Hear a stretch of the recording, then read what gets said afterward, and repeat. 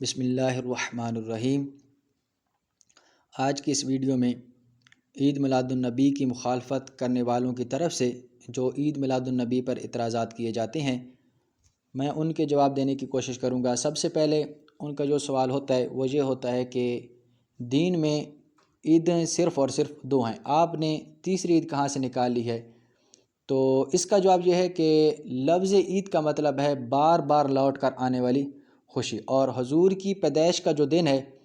وہ بھی ہمارے پاس بار بار لوٹ کر آتا ہے، تو اس لیے اس دن کو عید کہنا کوئی غلط کام نہیں ہے، کوئی خرابی اس سے لازم نہیں آتی۔ اور شریعت نے جمعہ کو بھی عید کا دن قرار دیا ہے، تو آپ کا یہ کہنا ہے کہ صرف اور صرف دو عیدیں ہیں، تو شریعت نے تو جمعہ کے دن کو بھی عید قرار دیا ہے، تو آپ ہر سال میں تقریباً 52 عیدیں آپ مناتے ہیں، ہم مناتے ہیں سارا کچھ، تو اس لیے اس عید کی وجہ سے عید میلاد النبی کو ناجائز کرنا یہ ٹھیک نہیں ہوگا۔ دوسرا اعتراض جو ان کی طرف سے کیا جاتا ہے وہ یہ ہوتا ہے کہ جب حضور پاک صلی اللہ علیہ وسلم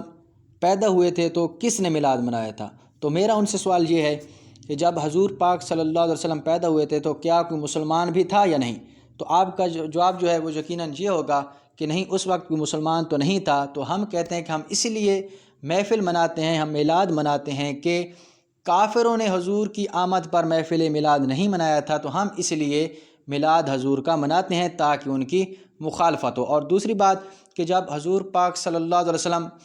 مدینہ شریف ہجرت کر کے گئے تو وہاں کے لوگوں نے حضور کا میلاد منایا، حضور کی خوشی میں نعتیں پڑھیں، حضور کے سامنے بچیوں نے دفیں بجائی، تو ثابت ہوا کہ جب مسلمانوں کی طرف آپ کی آمد ہوئی تو مسلمانوں نے، تو صحابہ کرام نے میلاد منایا، لہٰذا ہم بھی اسی طرز کو اپناتے ہوئے، صحابہ کرام کے طریقے پر چلتے ہوئے، ان کی سنت پر عمل پیرا ہوتے ہوئے ہم بھی حضور کی خوشی مناتے ہیں۔ اور حضور نے اپنی جو خوشی ہے ولادت کی وہ خود بھی منائی ہے۔ حضور پاک صلی اللہ علیہ وسلم ہر پیر کے دن، ہفتے میں ہر سوموار کے دن روزہ رکھتے تھے، تو صحابہ کرام نے عرض کی یا رسول اللہ، یا حبیب اللہ، آپ اس دن روزہ کیوں رکھتے ہیں؟ تو حضور پاک صلی اللہ علیہ وسلم نے ارشاد فرمایا کہ یہ میری پیدائش کا دن ہے، اس لیے میں روزہ رکھتا ہوں۔ تو ہمیں بھی چاہیے جب حضور خود خوشی مناتے ہیں تو حضور کی سنت پر عمل کرتے ہوئے ہمیں بھی حضور کی خوشی ضرور منانی چاہیے۔ ایک دفعہ صحابہ کرام بیٹھے ہوئے تھے اور تذکرے کر رہے تھے حضور پاک صلی اللہ علیہ وسلم کے، کہ حضور صلی اللہ علیہ وسلم ہمارے پاس ہیں، اللہ تعالیٰ کی رحمت بن کر آئے ہیں، اللہ تعالیٰ کا ہم پر بڑا کرم ہے کہ حضور پاک صلی اللہ علیہ وسلم ہمیں عطا فرمائیں۔ تو اتنے میں حضور پاک صلی اللہ علیہ وسلم تشریف لے، تو حضور پاک صلی اللہ علیہ وسلم نے اپنے صحابہ سے فرمایا، اے میرے صحابہ، کیا باتیں کر رہے تھے؟ کس قسم کی محفل سجی ہوئی؟ تو عرض کی صحابہ کرام نے، یا رسول اللہ، یا حبیب اللہ، آپ کے تذکرے ہو رہے ہیں، آپ کی تعریفیں بیان کر رہے ہیں۔ تو حضور پاک صلی اللہ علیہ وسلم نے ارشاد فرمایا کہ مجھے قسم دو کہ تم یہی باتیں کر رہے تھے۔ تو صحابہ کرام نے قسم اٹھا کے دی، تو حضور پاک صلی اللہ علیہ وسلم نے ارشاد فرمایا کہ اے میرے صحابہ، مجھے آپ سے قسم اٹھوانا اس لیے نہیں تھا کہ مجھے آپ پر بھروسہ نہیں تھا، یہ اس لیے میں نے قسم آپ سے اٹھوائی ہے کہ کچھ ہی دیر پہلے میرے پاس جبریل علیہ السلام آئے ہیں، اور جبریل علیہ السلام نے آ کر عرض کیا، یا رسول اللہ، یا حبیب اللہ، آپ کے صحابہ نے جو محفل سجائی ہوئی ہے، اس محفل کی وجہ سے، ان صحابہ کی ان باتوں کی وجہ سے اللہ تعالیٰ فرشتوں میں بیٹھا فخر محسوس کر رہا ہے۔ سبحان اللہ، جب صحابہ کرام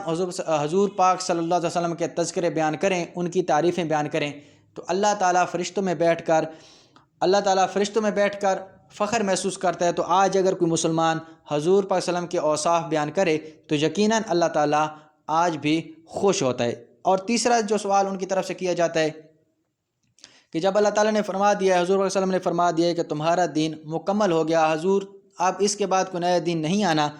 تمہارا جو دین ہے وہ مکمل ہو گیا، تو پھر یہ جھنڈیاں لگانا، یہ محفل میلاد کرانا، یہ دین میں اضافہ ہوں گے؟ تو ان سے میرے چند سوالات ہیں کہ کیا حضور پاک صلی اللہ علیہ وسلم کے دور میں محرابیں ہوتی تھیں یا نہیں ہوتی تھیں؟ اگر نہیں ہوتی تھیں تو اب جو لگائی گئی ہیں محرابیں جو مسجدوں میں ہوتی ہیں، تو کیا ان کا وجود بھی جائز ہوگا یا ناجائز ہوگا؟ دوسرا سوال کہ کیا قرآن پاک پر اعراب لگائے گئے تھے یا نہیں لگائے گئے تھے حضور صلی اللہ علیہ وسلم کے دور میں؟ جب حضور کے دور میں اعراب نہیں لگائے تھے، زیریں زبریں پیشیں نہیں لگائی گئی تھی، تو اب جو لگانا ہے کیا یہ جائز ہوں گی یا ناجائز ہوں گی؟ اور حضور پاک صلی اللہ علیہ وسلم کے دور میں لوگ جو سفر کرتے تھے وہ اونٹ وغیرہ پر کرتے تھے یا پیدل کرتے تھے، تو اب جو لوگ ہوائی جہاز کے ذریعے حج و عمرہ کرنے کے لیے جاتے ہیں، کیا یہ ان کا جہاز پر جانا جائز ہوگا یا نہیں ہوگا؟ اور حضور صلی اللہ علیہ وسلم کے دور میں تو اذانیں ویسے دی جاتی تھیں، اب جو اذانیں دی جاتی ہیں لاؤڈ سپیکر پر دی جاتی ہیں، کیا یہ لاؤڈ سپیکر پر اذانیں دینا جائز ہوگی یا نہیں ہوگی؟ اور بخاری، مسلم، سنن ابن ماجہ، سنن ابو داؤد، یہ سب کو جو کتابیں ہیں یہ بھی حضور پاک صلی اللہ علیہ وسلم کے دور میں نہیں تھیں، جن کے حوالے ہم بڑے فخر سے آپ ہمیں دیتے ہیں، ہم آپ کو دیتے ہیں، تو یہ سب کچھ بھی تو حضور کے دور میں نہیں تھا، کیا یہ سب بھی ناجائز ہوگا؟ تو یاد رکھیے، ہر چیز جو حضور کے دور میں نہ ہو وہ بری نہیں ہوتی، وہ بدعت سیئہ نہیں ہوتی، بلکہ بدعت حسنہ بھی ہوتی ہے۔ اور حضور پاک صلی اللہ علیہ وسلم کا ارشاد ہے کہ جو بندہ بھی میرے دین میں کوئی ایسی بات، کوئی نیک بات رائج کرے گا تو اللہ تعالیٰ اس کو اس نیک بات کا اجر بھی عطا فرمائے گا، اور قیامت تک جو بھی اس پر عمل کرے گا اللہ تعالیٰ اس کے عمل کی وجہ سے اس کو بھی ثواب عطا فرمائے گا۔ تو ہمیں چاہیے کہ خود بھی حضور کا میلاد منائیں، دوسروں کو بھی اس کی ترغیب دیں، اور حضور پاک صلی اللہ علیہ وسلم سے محبت کے دعوے کی دلیل دیں۔ دعا ہے اللہ پاک ہم سب